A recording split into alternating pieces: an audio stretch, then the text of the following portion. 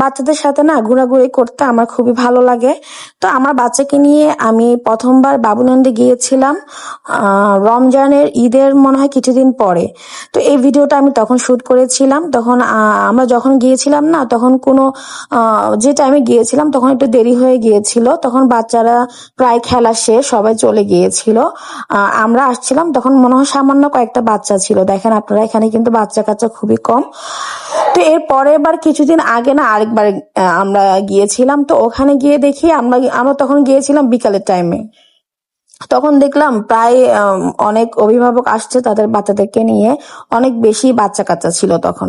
তখন আমরা খেয়াল করলাম প্রায় কিছু কিছু বাচ্চা আছে না, আমার বাচ্চাকে খেলতে দেয় না। আমার বাচ্চারা একটু একটু ছোট, আরগুলা যারা খেলতে দিচ্ছে না তারা ম্যাক্সিমামই কিন্তু বড় বড় ছেলে মেয়ে। মানে আমার ছেলে তো বড় হবে, 1-2 বছরের বড় বা 3 বছরের বড়, এইরকম হবে। ওরা দেখেন এই যে এই মেয়েটাও দেখেন কত বড়, এরকম কিন্তু আমার ছেলে তো বড় হবে। তো এরকম কিছু কিছু ছিল যারা বড় না, এই বড় ছেলে মেয়েগুলো না আমার ছেলেকে মানে মোটামুটি কিছু সুযোগ দিচ্ছিল না। দেখা গেছে ও এটা এটা ধরবে, এটা ওরা বলে যে না আমাদেরকে দাও, আমরা খেলবো, আমি নেবো। বারবার ও এসে বারবার ওই সুবিধা করে। তখন কিন্তু আমি ভিডিওগুলো করি না। আমি তখন আমার মেজাজ খারাপ ছিল, কারণ আমি এগুলো খেয়াল করিনি, আমার হাজবেন্ড খেয়াল করেছিল। তখন আমাকে এসে বললো যে তুমি কিছু খেয়াল করো না, বাচ্চাকে খেলতে দিচ্ছে না কেউ। তো একজন ও কি করলো, ট্রেনে যখন আসছে, ও ট্রেনে, ওখানে একটা ট্রেন আছে, ওই ট্রেনে ও চড়ার জন্য উঠতে চাচ্ছিল। তো প্রথমে সবসময় ট্রেনের সামনেই বসে। তো যখন বসছে, একজন মহিলা এসে বলতেছে, বাবু তুমি একটু উঠো, আমার আমার বাবু একটু বসবে। আচ্ছা উনার কমন, আচ্ছা উনি কেমন মা মা আমি বুঝলাম না। উনি তো একটা মুরব্বী বা বা বা আমাদের মতো বয়স হতে পারে।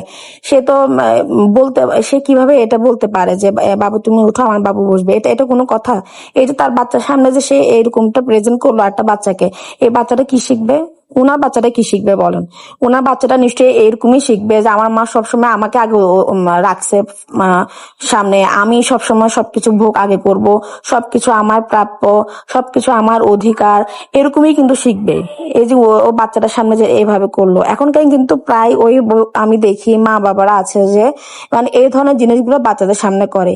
কেন আমার বাচ্চা আমার কাছে হয়তো ইয়া হতে পারে, প্রাধান্য বেশি হতে পারে। অন্য বাচ্চারা কি বাচ্চা না? যার যার মা বাবার কাছে তার বাচ্চারাই কিন্তু কি অনেক বেশি কিছু বা ভালোবাসার একটা অংশ।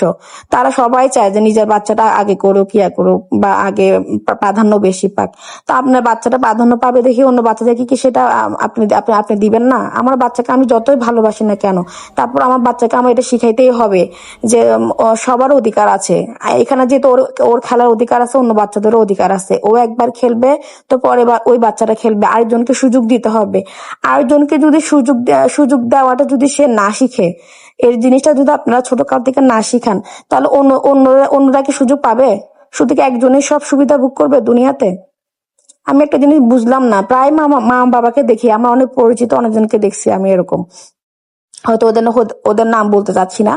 তো ওরা আমি দেখি যে এত স্বাধীনতা দেয়, এত স্বাধীনতা দেয়, মানে ওদের বাচ্চারাই সবকিছু, ওদের বাচ্চারা আগে যে কোনো মূল্য। ওদের বাচ্চা কি করবে, দেখা গেছে আমার বাচ্চা থেকে নিয়ে বলে যে বাবু ওকে একটু দাও, তুমি তো বুঝো, ও তো বুঝে না। কেন এরকম কেন হবে? এরকম কেন হবে? আপনার শিখাইতে হবে যে বাবু তুমি একটু নিচে, তাহলে এবার ওকে একটু দাও, ও নেওয়ার পর আবার আবার তোমাকে আবার দিবে। এইটা হচ্ছে শিখানো। ওর থেকে নিয়ে গিয়ে আপনি আরেকজনকে, আপনি নিজের বাচ্চাকে দিয়ে দিবেন, বা আপনার বাচ্চা থেকে নিয়ে আমি আমার বাচ্চাকে দিয়ে দিলাম। এই শিক্ষা যদি বাচ্চাদের সামনে আমরা করি, তাহলে বাচ্চারা কি শিখবে বলেন তো? বাচ্চারা কিন্তু বাচ্চাদের সামনে খুবই সাবধানে সবকিছু শিখাইতে হয়। আমরা যা করব বাচ্চারা আমাদের থেকে সেটাই ফলো করবে, সেটাই শিখবে।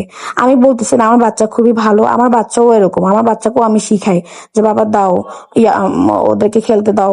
এগুলো শিখাইতে হবে আপনাদের সবার।